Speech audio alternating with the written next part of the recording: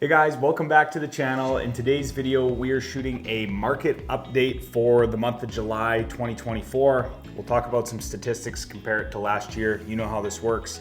Let's dive right into it. Sounds good. So let's just do a quick market overview here. So we had, in 2023, we had 87 sales, and in 2024, wait a minute, July 2024, 35. So a big drop in number. Don't get alarmed by that. A little bit of it probably is what sold. And so we're 60% off the number from year-to-date 23 to 24. Or sorry, not year-to-date, July. Average sale price in 2023 was $872,103, and in 2024 was 1.4 million plus. So we're 70% up in income. So we're down in number of sales, but we're up in price. So average square foot price for July 2024 is $830 in the market overall, and 50 days on the market was the average. Now we'll move into some specific categories here. We're going to talk about single family homes first. They led the way this month, 10 sales, which is part of the reason why we're seeing that average sale price being a little bit higher. So 10 sales, average sale price coming in at just over 2.2 million. $808 a square foot, those single family homes sold for on average, and 52 days on the market was what it took to sell across the board. Townhomes, 5 sales in the month of July, 926,000 and change, $698 a square foot, average square foot price, and the average days on the market was 16. Apartments, 5 sales as well, average sale price $740,000 and change, average square foot price $727, and the average days on the market was 51. Half duplexes, there was 4 sales in July, 1.6 plus was the average sale price, 735 was the average square foot price, and the average days on the market was 28. Moving into the short-term rentals now, hotel condos, we had 5 sales for an average sale price of just over $810,000. The average square foot price, $918 a foot, and the average days on the market, 116 days. Now, keep in mind that number seems to be significantly high, and the reason why that is we did have a property that sold with the hotel condo designation that had been on the market for 419 days, which is a long time. So, yeah. A tourist home, so again, in our investment market here, 5 sales in the month of July, 1.266 was the average sale price. The average square foot price was 1,098 and 38 days on the market. We'll move into some year-to-date statistics, talk about some end-of-month active inventory, whatnot. Sold listings year-to-date. 2023, we had 298 sales, and 2024 year-to-date, we have 282 sales. So that makes the 35 sales that we've had in this past month a little less alarming, because we're very similar to sold listings year-to-date as last year. So that's a positive sign for sure. Obviously something we want to keep our eye on. And it's interesting because we've seen interest rates drop again.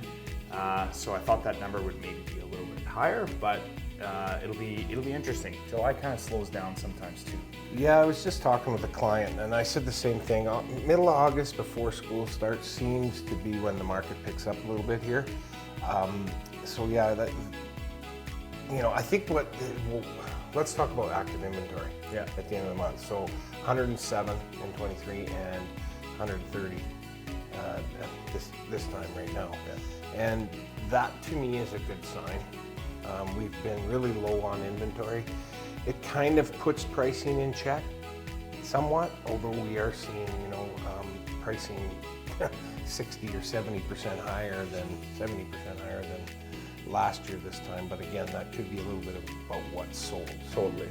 And I think a good way to kind of reflect on the growth is talking about the average sale price year to date. In 2023, we had an average sale price of just over $1,012,000, and this year we're sitting at 1.15 for an average sale price. So that's about a 13.5% growth rate, which is a little bit more kind of in the wheelhouse of what's realistic. Yeah, that 70% looks alarming, but again, the rest of the data kind of falls in line. So. Totally. Synopsis, we're seeing that average sale price has grown significantly. Obviously, keep in mind that we did see 10 single-family homes move, so that's a pretty big indicator. We had one in there, I think that was over 6 million. Yeah. So that obviously helps those statistics. Number of sales have dropped significantly when comparing July this year to last year. So like we said, something we want to keep our eye on, especially as the Bank of Canada has reduced their rates, and seeing how that impacts people moving forward. I know there's lots of renewals that are coming up soon, so Yeah, something and to keep an eye on. that tends to take some time to really affect the market. Totally. Which we saw on the way up, and now we might see it on the way down. And who knows what that's going to do. I still think the Bank of Canada has a little bit more room there. Things seem to be leveling off a little bit. So we're still seeing multiple offers though. Not as many maybe, but the stuff that is priced really well is going into multiples. I know you were in one, and but if you're overpriced, we're still seeing reductions. So the market is dictating price for sure. Well, and I want to talk about this a little bit too, because it's something that people can use as a strategy right now in the market. Is with interest rates, and we just experienced this, my clients on this past deal, is there's different ways of having a strong offer other than being, price. Yeah.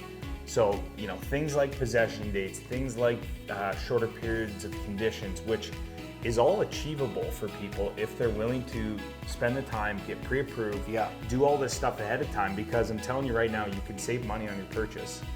And potentially, people are looking for security in offers, I think. Sellers are, right? They want to move their property.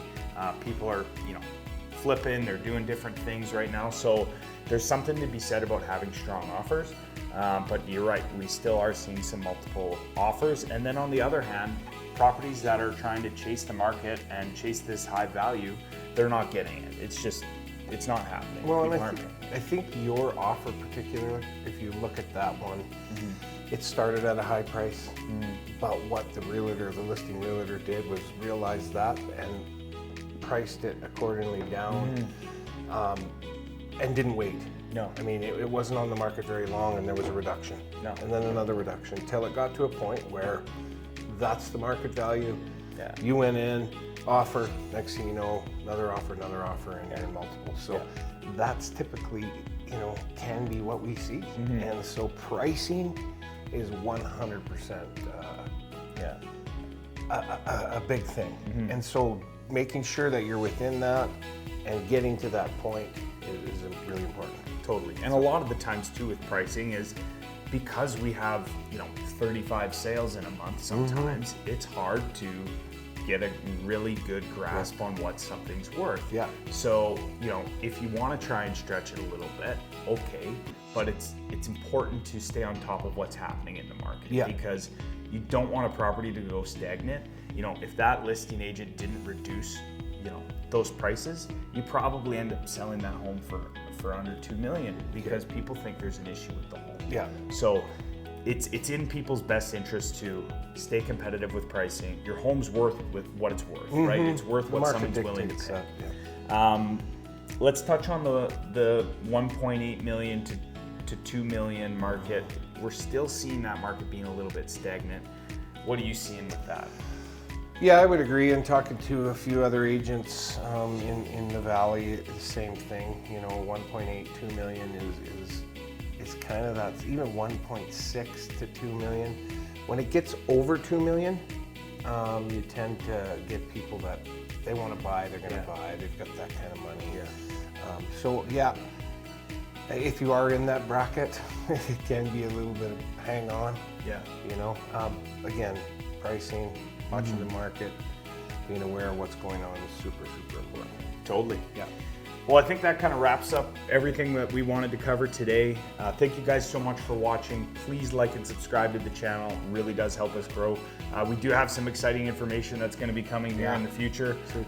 So we can't wait to share that with you. Stay tuned for more content moving forward, and enjoy your August long weekend. Take care.